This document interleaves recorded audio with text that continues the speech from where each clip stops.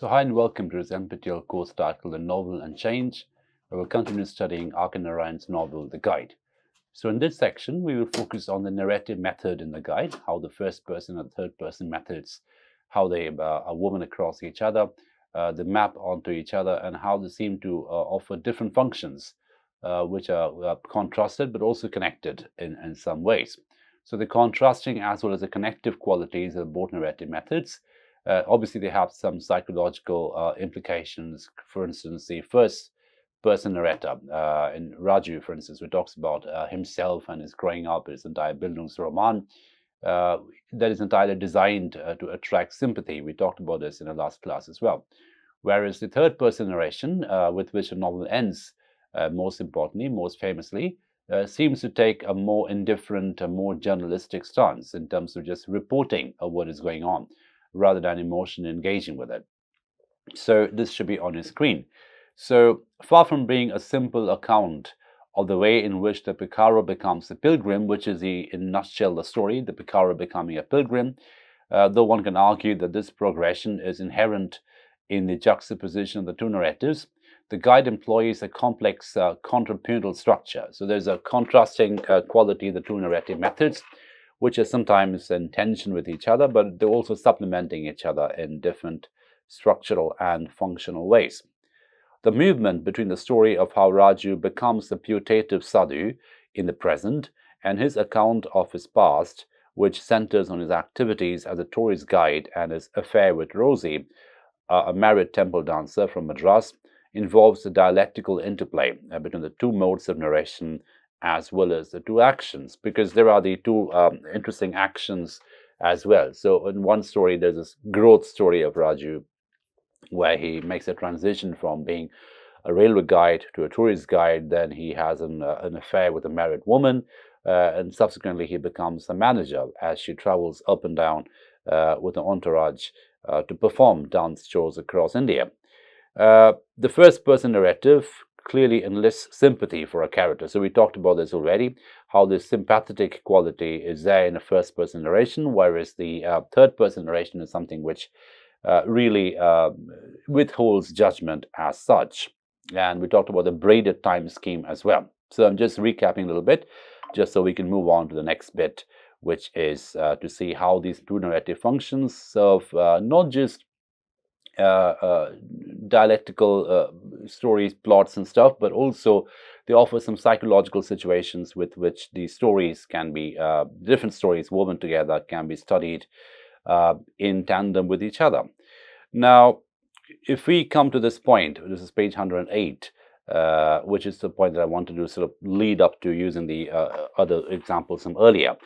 One clear connection between the two narratives is that both suggest the performative nature of personality, and this is something we hinted at, how this is a newly emerging India, where even the ancient attributes, such as dance forms and guiding someone as a spiritual teacher, they're about to become performative qualities, and not just that, they're also about to enter the commodity market in a sense that they become purchasable functions, purchasable persona.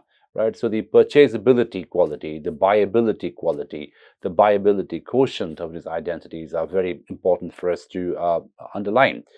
So, saint, for instance, a saint, the whole idea of the ancient spiritual quality of sainthood is somewhat transformed over years into a more performative quality. And of course, we talked about how this novel was written at a time in which the Western gaze at the East was changing quite interestingly, and how the cult of the guru one not just was operating at the level of spirituality, but also the level of commodity. So this commodification of the guru becomes important here as well.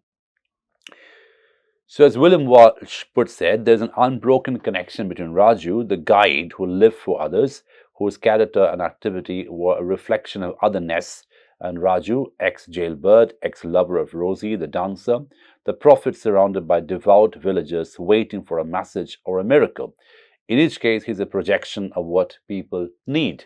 So this is why I spent a little bit of time recapping the two narrative methods, because as you can see, the narrative method from the third person perspective, it sort of projects Raju as someone who is about to perform a trick, about to perform a magical, a miraculous situation, except that it just holds back a little bit in the end and denies us information. It doesn't give us the full information. So this withholding of information becomes important because we're not quite sure whether Raju will actually be able to bring the rains for the drought-struck village or not. Perceptive, and the whole idea of identity becomes projective in quality, right? So a third-person narrative method over here is a projective method. The first-person narrative method is a situational method. So it situates the character. It's an insertive method. It inserts the persona, it inserts the ego into the narrative, which is sort of the embedded-like quality of the insertion, whereas the person speaking is embedded or nested within the narrative. Whereas the third-person narrative is a more projective in quality. It projects the persona.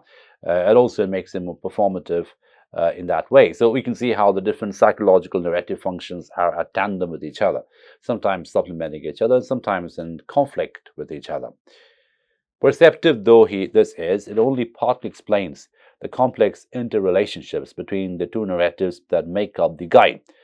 Interaction between them also occurs in a number of other ways, most notably in parallels between the interests of the characters of Marco and Rosie, and the issues that emerge of the third-person narrative of Raju's passage into sainthood. So we talked about how the character Marco, who is Rosie's husband, is an interesting allusion to the first European traveler to come to the East, Marco Polo.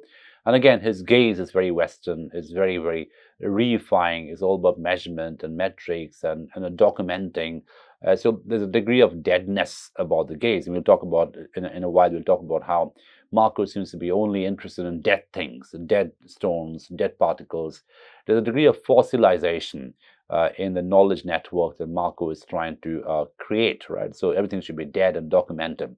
Whereas Raju, of course, and Rosie, along with Raju, they are more into this sort of the performative, active quality. So there is a tension there as well. So Rosie's dancing and Marco's archaeological work initially seem to be diametrically opposed. So, at a very superficial level, Rosie is obviously performing dance and there's an activity around it, whereas Marco's gaze or Marco's entire surveillance or survey of ancient archaeological remains, they seem to be obsessed with deadness in a certain sense, fossilized quality, the fossilized furniture from the past. So when Raju asks Rosie what interests her, she replies anything except cold, old stone walls, right? So this is where obviously Marco, her husband, is more interested in, the cold, old stone walls.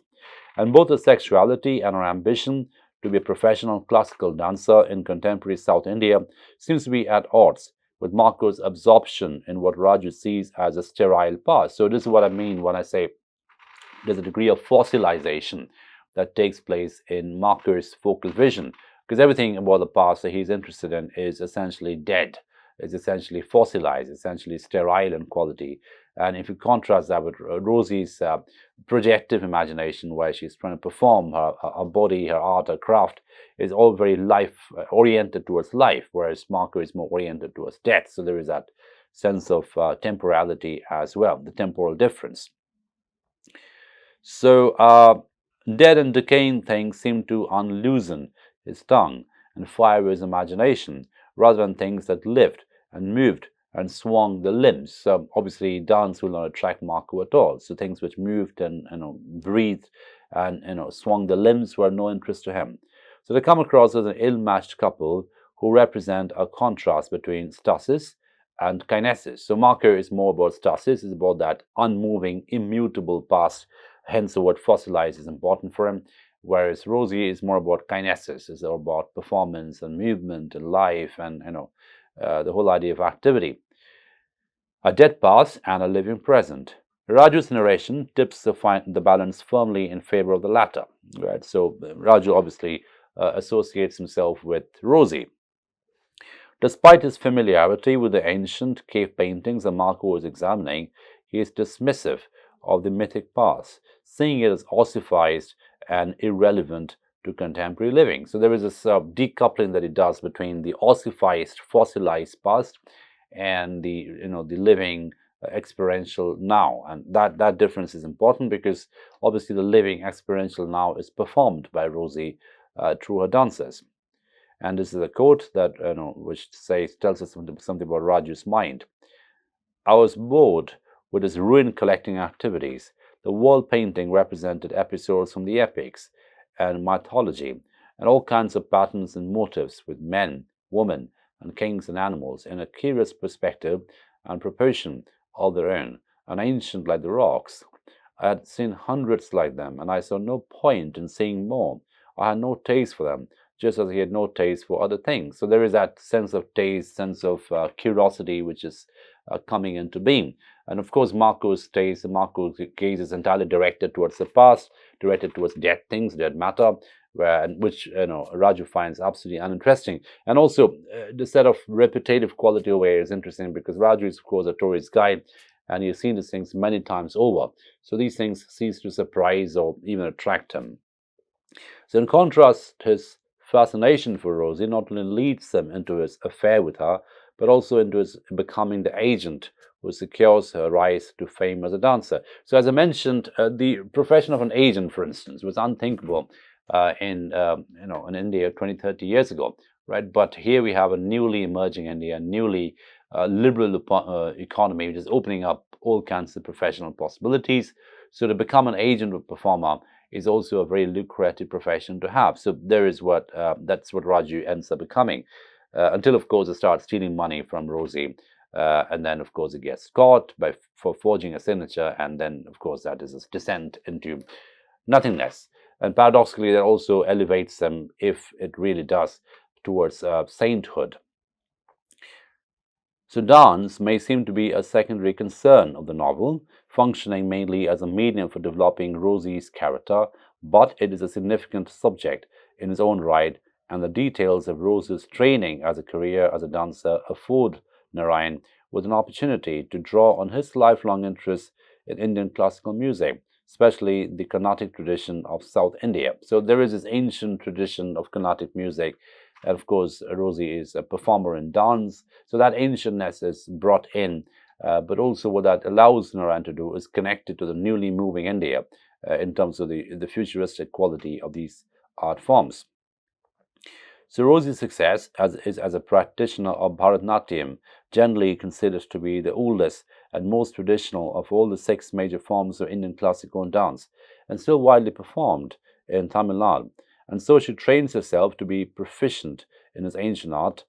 She's undergone, she's undergoing a possible transformation, which is analogous to Raju's in a later action. Now, this is an interesting thing. So there is this transformation that Rosie is going through from becoming this sort of submissive wife to an archaeologist husband, to becoming this performing dancer who acquires a lot of fame and wealth. We can see a similar, very dissimilar, but structurally similar movement happening in Raju as well, where he transitions from being a railway guide to becoming an agent of a celebrity dancer, and then, of course, towards becoming a saint-like figure. We don't quite know whether he actually becomes a saint, but he definitely moves towards that in that direction. Additionally, dance is a trope for performative identity more generally, and Narayan seems to be tracing correspondences between ancient thinking on the nature and significance of Bharatanatyam and its manifestations in the present. So how the ancientness of Bharatanatyam, the ancient craft of Bharatanatyam is transitioned into a commodity, which is part of the celebrity market industry. Right. Raju's possible metamorphosis takes place after the submerged ancient temple reappears. Rosie becomes a star performer of a classical art form that saw a resurgence at the beginning of the 20th century, and so the novel also deals with the relationship between ancient and modern thinking in the sections that focus on her career. So at some level, Rosie transitions from ancient to modern, and Raju transitions from contemporary to a supposedly ancient figure. So they crisscross each other in terms of a metamorphosis. Marco may be the professional archaeologist of the novel, but Raju and Rosie are also involved with excavations of the past. So there are different kinds of digging up happening over here. There's a literal digging up that Marco does in terms of, bringing out the buried history, the buried past, but also Rosie and Raju, they bring forth the elements of the past. So Rosie, of course, brings forth Bharatanatyam, the ancient classical dance, and she makes him some kind of a commodity, some kind of performative commodity, whereas Raju, recovers a sense of sainthood. We don't quite know whether it's actually sainthood or not, but there is definitely a mimetic transition towards sainthood. Rosie is one of a number of Narayan's female characters who confound categories, so it's difficult to pinpoint what kind of a character Rosie happens to be. But partly, but not exclusively, because of their caste backgrounds. She is like Shantabai in the dark room, both educated. She has an MA in economics, and a woman who feels she has a stigma attached to her because of a caste background. So here also there is some interesting reflection of a modern India, where the caste background is also seen as a sense of awkwardness and discomfort. But at the same time, there are all these different kinds of mobility and agency acquirement processes which are available in terms of women getting educated or going for education. So Rosie, as we know, has an MA in economics. So that, in a way, undercuts the inglorious feeling that she may have about her caste, but not quite. So there's this awkward ambivalence between her caste background and her professional achievement, which is that of a academic professional achievement, which is that of an MA in economics, at the same time a successful Bharatanatyam dancer. So she comes from a family traditionally dedicated to the temples as dances, and she explains to Raju is consequently viewed as a public woman. So this again is a ancient profession where women of certain families were seen as part of a temple dancing troupe. And despite the fact that this was a temple, this woman was looked down upon as Devdasis, for instance. That name appears in the novel as well. Devdasi is traditionally, it means a servant for the god. And of course, it has different connotations and different cultural contexts. It can also mean the quote-unquote fallen woman, right? Because he is a woman who doesn't really have a steady home, but someone who keeps performing dances for the public. So not quite the respectable profession, as it were. His infatuation with her makes him dispute this categorization, and in both tells her that she belongs to the noblest caste on earth, and asserts that caste discrimination is a thing of the past. So again, this is the India which is very, very keen to move on from the past. It wants to leave behind some of the bad baggage of the past, and Raju, of course, voices that very, very vociferously, where he says, well, we need to move on into some kind of an uncomplicated future. And the only way to do it, the easiest, the best way to do it, is to leave behind some of the undesirable components of the past. Others, including his mother and his domineering uncle, who later appears on the scene in the role of a protector of the family honor. So he takes away Raju's mother when it is found out that Raju has done some mischief. So the domineering uncle, is his old patriarch, the old school patriarch, who protects his sister, and takes away Raju's mother. His sister being Raju's mother. So the mother and the domineering uncle, they have a different view of a Devdasi. The novel, which sees her from Raju's unreliable viewpoint, remains ambivalent on the issue of her status. And the unreliability of the narration is important because I may have mentioned this already. One of the things that this novel does very successfully is it brings together sort of supposedly reliable narration along with an unreliable narration. It juxtaposes both these narrative methods very close to each other in very proximate ways. But the important thing here is, the unreliability of Raju or Raju's narration makes him more human, and that's how it attracts empathy and sympathy from the readers, right? So it remains ambivalent on the issue of her status, but exhibits little of the attempt to police caste boundaries that informs much of Narayan's early fiction. And Rose's character, more generally, is presented in a positive light. So there is this effort in Narayan's writing as well to move away from the prison house of caste, from the boundaries, from the confines of caste. Unlike the siren figure of Shantabai, who serves as a foil to the more orthodox, though equally complex Savitri in the dark room, she is represented as a woman who demonstrates both professional and personal integrity, behaving impeccably towards Raju after he has been dishonest towards her. Right? So there's a sense of civility that's ascribed to Rosie, and that obviously undercuts stereotypical perception about the fallen woman. So there is civility, there's honor, there's respect, there's dignity in her behavior, At the same time, she is someone who wants to transform, who's happy to transform her craft into some kind of a purchasable commodity through performances. So Rose is defined by her dancing, and when, with Raju's help, she embarks on a study of Bharatanatyam, her absorption in her art seems to distance her from the temple dancer stereotype. With its lowly association. So, as I mentioned, the temple dancer we sometimes carried associations of a fallen woman, right? And that is something which is subverted in this novel because Rosie obviously makes a departure from that, and she retains. I mean, her entire training is from that tradition, but at the same time, she acquires respectability. She acquires agency. So that undercuts the doomed narrative about caste. The next novel, The Man-Eater Malgudi, Narai would include a character, Rangi, who, though not unsympathetic, most straightforwardly embodies the traditional association between temple dancers and prostitutes. Rose's training to become a serious exponent of classical dance is, however, built around a study of Sanskrit texts, particularly the methods embodied in the classic works on the subject, Bharat's Natya Shastra, or the science of drama, without which she feels it will be impossible to keep the purity of the classical forms. Now, purity over here, you can see how the movement away from the stereotypical notions of purity, impurity of caste associated with caste, purity over here is pushed towards art, in terms of how the human subject, irrespective of the caste, can try to procure or try to protect the purity of the craft form. So there is a differential quality over here. So, coupled with this, in a passage which reads as a fictional equivalent to Narayan's decision to enlist a scholar to help him with his own study of Sanskrit texts, she asks Raju to find her a Sanskrit Pandit who can read episodes from the Ramayana and the Mahabharata to her. So again, the whole idea of getting someone who can read out the ancient texts is important because at some level it means the ancient texts are becoming less and less readable.